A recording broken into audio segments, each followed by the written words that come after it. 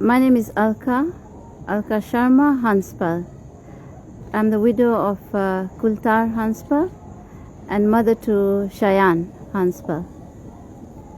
I'm here to ask for intervention in a situation that I'm in, particularly about a woman being victimized by another woman who now represents women of the entire nation. I'm referring to the Nairobi women's representative, Esther Passaris. Briefly, Passaris has been occupying a house since 2006 that was owned by my late husband, Kultar.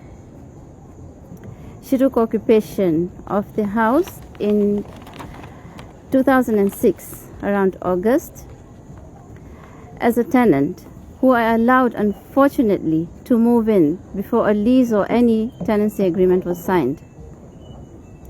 She lived in the house for 1 year without any agreement because we could not agree on so many terms. Eventually, I had to ask her to leave. But instead, she went to my brother-in-law and made a tenancy agreement for 2 years, after which she was allowed to live there because they made my husband sign. At that time, my husband was under disability. He had had a stroke. So I'm not sure whether he was very aware of what was going on at that time. Nevertheless, he signed that tenancy agreement, and she lived there for 2 years. Just before the expiry of that tenancy agreement, we gave her a notice to vacate, and she refused. We wrote several letters to her. She refused to leave. Every time she had an argument. You can't do this to me, I cannot leave. And the basis of all this was that she says that I promised her that I will sell the house to her, which was not true. Nevertheless, we had to move to court, got an eviction order, but she came to know even before the day ended, because probably she was known and somebody must have told her that this eviction order has been given. She moved in very quickly to court and got an injunction. Now, she lived in that house. She continues to live in that house till today. I've been to the police, courts, wherever I could think of. I have asked so many people to assist me to solve this issue. Friends, family who knew her, to sort this out amicably. What is it that she wants? Because I was in no position to sell the house. The house was in my husband's name. So nothing came to conclusion. In the year 2014, I sold the house to one Mr. Kanyuga and his wife, who were ready to purchase the property at a fraction of the value of the property, knowing that the occupant would leave after the matter was concluded in court. They knew there was nothing serious about this matter. She was not even a tenant, and eventually she would have to leave. Since 2009, when my late husband sued her, the matter was heard for the first time in 2019, April. In April 2019, since 2009, the matter was heard for the first time. And now, after the hearing has started,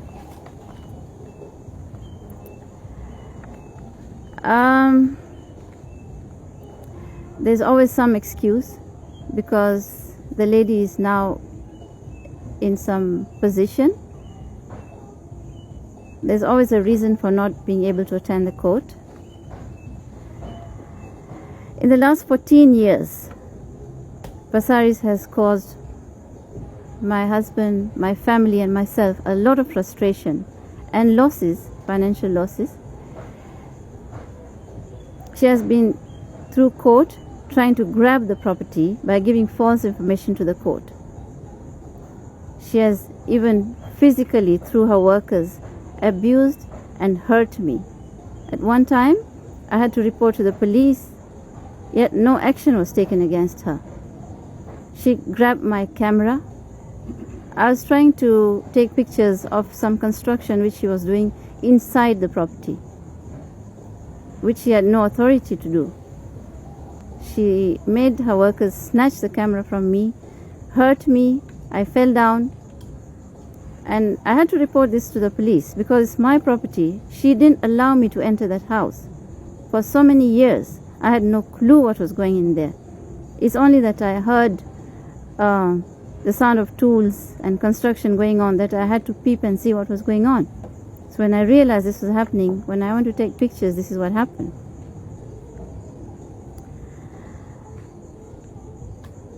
I had to leave Nairobi. I had to leave Nairobi because I felt my life was in danger. I was carjacked once and followed by random cars during even the day. I felt people were following me everywhere I went. The carjackers once managed to get me, and they took from me all the documents that I had.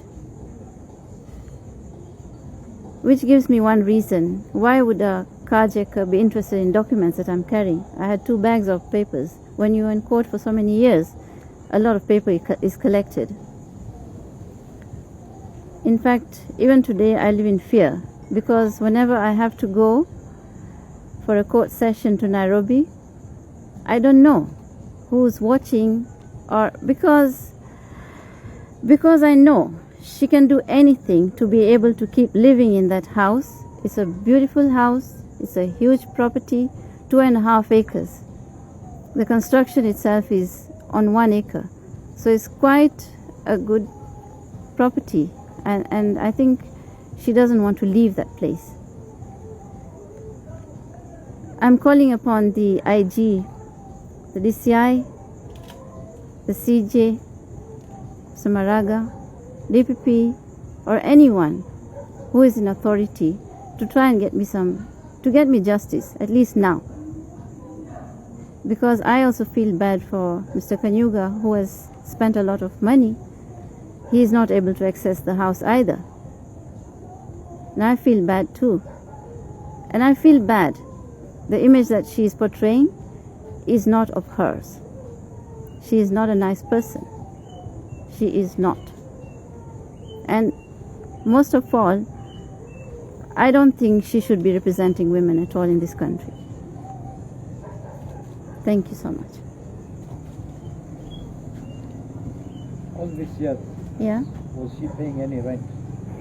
Yes, she was. And since 2006, 2007, from the time she signed the lease with my husband, till now it's just the same rent. But on and off. First she paid me, then she paid my late husband, then she started paying the court after he passed on. Now I'm not even sure whether she pays anyone because I'm not seeing any rent come in. She's supposed to pay the new owner. She doesn't acknowledge that owner. So we are not like communicating that much. We're just waiting for the courts to make some sort of decision on how to go about this matter. Have you received any threats from her or her friends or any other, apart from this carjacker? No, I cannot say that. I cannot say that. I have not like directly been threatened. But as you are right now, you Yeah. feel threatened yourself? Yeah, because if somebody can assault me, somebody has guts to do so many things which are illegal. Sit on somebody's property, start construction inside the property, and bring goons inside the property, because there's a time I just felt that I need to go inside that house and see what is going on. As I moved in, she brought in a truckload of people, and they were all over the place with pangas and all that, threatening us.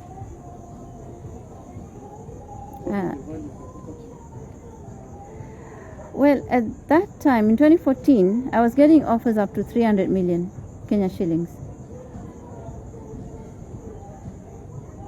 On the carjacking incident, was it reported? Yes, it was. Which police station? Spring Valley.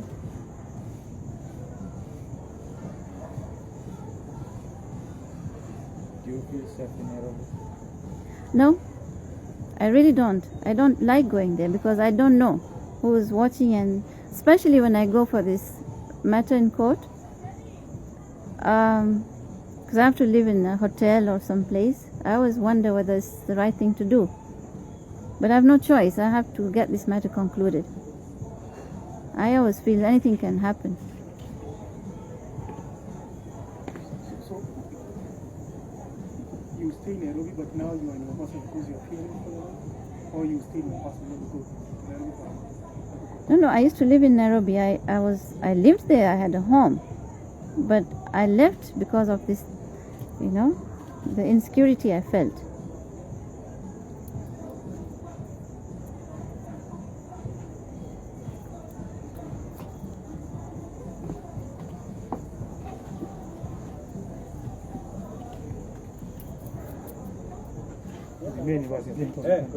Ubrief kidogo. Hapana bwana. Hapana.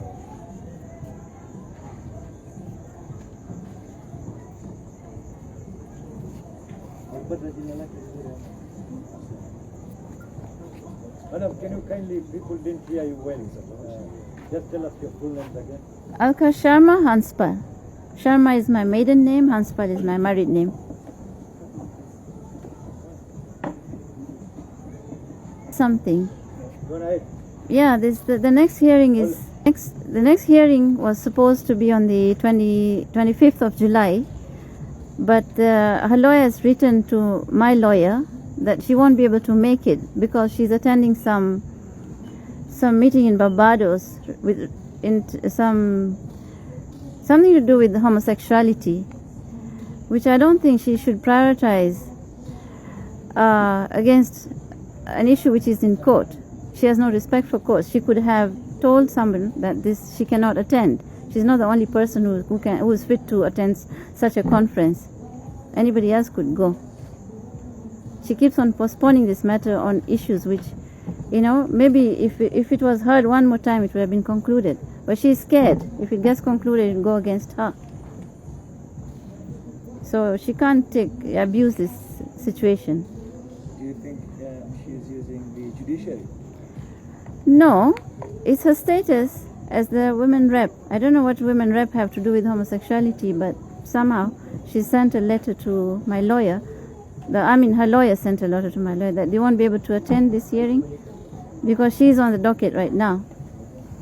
And I don't know when we'll get the next date. Another 1 year. So this goes on. I don't know when this thing will be concluded. If it goes on like this, maybe never. That's it.